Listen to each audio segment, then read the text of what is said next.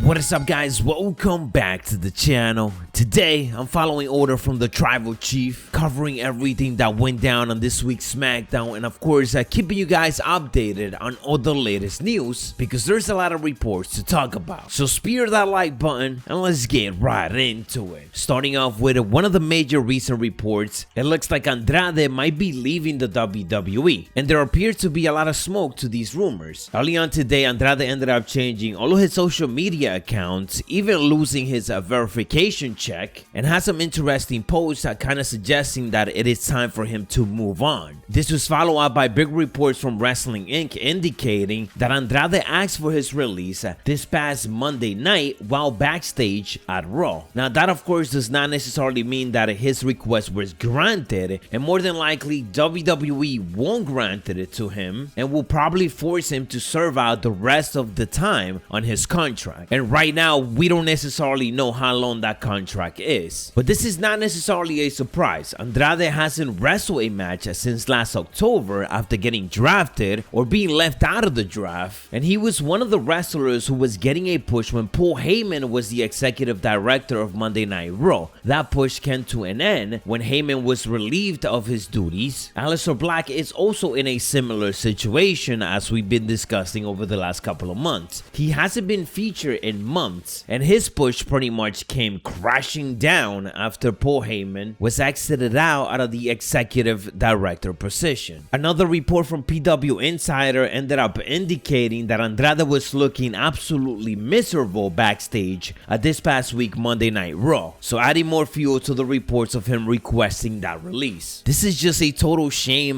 by WWE. It's absolutely ridiculous that they cannot get a guy like Andrade on television and at least give him some type of decent push. He is a phenomenal wrestler. He gave us a 5-star match against Johnny Gargano on NXT, had a heck of an NXT title run, was doing fantastic with Zelina Vega, and then you decide to just destroy all of that momentum. Put him in silly storylines, having get defeated by Angel Garza, who is also an awesome talent. But what was the point of all of that, of you splitting them and having Angel Garza get the best out of Andrade when Angel Garza is barely on TV now and you didn't follow it up right after? WWE just continued to live up to the notion that they literally got the best roster in and out. They just literally don't even know how to use them. You got 5 hours of television between Raw and SmackDown. You can add NXT, that's a 7-hour television a week, and there's so many talents that should be used during those 7 hours that they literally don't do it. It's ridiculous. Hopefully Vince McMahon stop giving up on these guys that he shouldn't be giving up on. I will keep you guys updated in regards to all of this because it is interesting of him asking for the release, especially after his fiancée Charlotte Flair is literally on a top position on Monday Night Raw. Talking about Charlotte Flair, she's headed to WrestleMania and we know what's coming. She's gonna get that massive Raw Women's Championship match at the event, but things are not looking good for the Raw Women's Champion Asuka. As we know right now, she is injured. She is not cleared to compete since late February during a match on Monday Night Raw. At the time, there was speculation that she suffered a concussion, but since WWE does not post updates when a talent is concussed, there was nothing confirmed. Asuka is currently penciled in to defend the Raw Women's Championship against Charlotte Flair at WrestleMania 37. However, new reports indicate that this match is in jeopardy of not taking place as scheduled. The Wrestling Observer newsletter ended up indicating that Asuka is out with a concussion from the kick by Shayna Baszler, but they noted that the problem with a concussion is that Asuka could be fine next week, or she could not even be clear for a long time, meaning that the possibility of her missing WrestleMania is very possible. There is of course enough time left and she could probably get clear before Mania, but again, nothing is sure when it comes to these type of concussions. And depending on when Asuka is gonna come back, it begs the question what type of storyline they're gonna build up towards WrestleMania, if any at all. Will Charlotte be the only competitor facing Asuka at the event? I'm hoping that it turns into a multi-woman type of match for them to spotlight more of their talent that they obviously haven't been doing right. For example, Peyton Royce. As we head into WrestleMania, it really feels like we're just getting more WrestleMania problems after problems. As for what went down on this week's Friday Night SmackDown, the show kicked off with the Rated R Superstar Edge coming out and responding to Daniel Bryan for what Daniel Bryan said last week. He said that sure, he might not be wrestling on a weekly basis right now, but when he was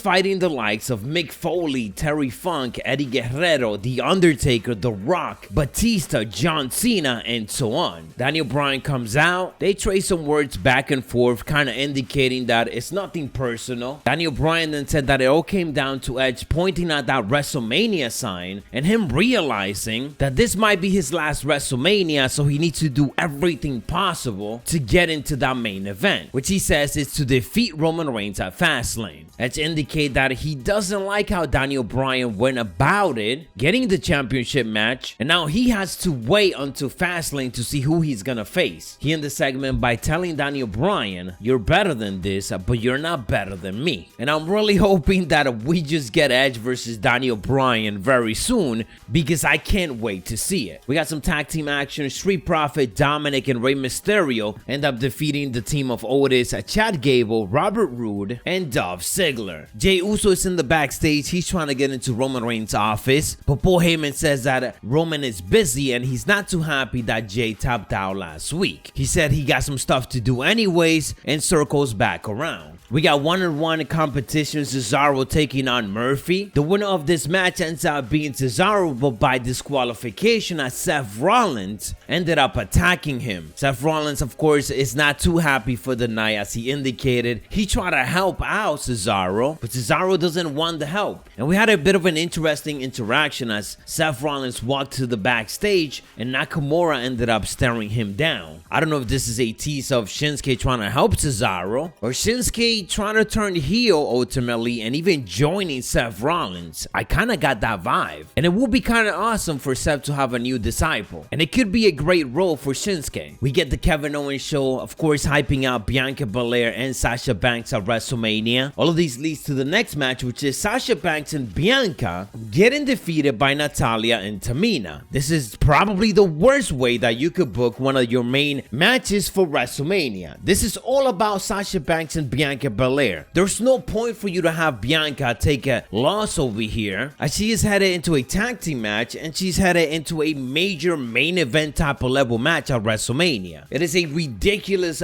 booking from WWE, and I will tell you that I'm surprised, but obviously I'm not. They got Reginald involved into this whole situation, so he kind of cost Bianca Belair the match, giving Tamina and Natalya a big victory here. After the match, Sasha Banks and Bianca Belair argued with each other over what went down. We get Big E coming out, cutting a promo on Apollo Crews, tells him that he have opened Pandora's box and he doesn't know what he got into. And now Big E says that he needs to deal with it and it's gonna get ugly. So he challenged Apollo Crews to a match here tonight for the IC title. Apollo Crews doesn't come out. Big E says he's gonna fight anyway, so he doesn't open challenge. Baron Corbin comes out, but he's not dressed to compete. So Sami Zayn runs in and he says, "I'm ready, let's go." Now the ending of this was kind of obvious. Apollo Crews obviously came out and ended up attacking Big E with the steel steps. Certainly feels like these two are gonna be headed into a steel steps match. Big E, of course, did won this match, so he's still Intercontinental Champion. And by the way, we got way too much Nia Jax on this week's SmackDown, so WWE needs to relax with that. We then get into the main event. It is the contract signing between Roman Reigns and Daniel Bryan, and this one added a very special stipulation to the Fastlane match. Jey Uso suggested that that match should be having a special enforcer, and he thinks that should be him. Edge runs in though and indicate that how about next week he battles Jey Uso on SmackDown for that opportunity, which basically means that it is gonna happen. Edge is gonna end up being the special enforcer to the Roman Reigns versus Daniel Bryan match at Fastlane. And this is certainly looking like in the end it's just leading to Daniel Bryan getting added into that WrestleMania match. Now at the end of this segment, all of these guys brawl it out. We had Daniel Bryan in one corner attacking Roman Reigns. Edge then pushes him away as he wants to attack Roman Reigns. Roman managed to escape. Edge turns around and Daniel Bryan hits him with the running knee. So again, Daniel Bryan is heavily involved in all of this, not just with Roman Reigns, but also Edge. Anyways guys, that is what went down on this week's SmackDown and all the latest news. Let me know your thoughts down in the comments below. If you enjoyed or found it informative, don't forget to elbow drop it. I'll catch you on the next one. Don't get speared and stay savage.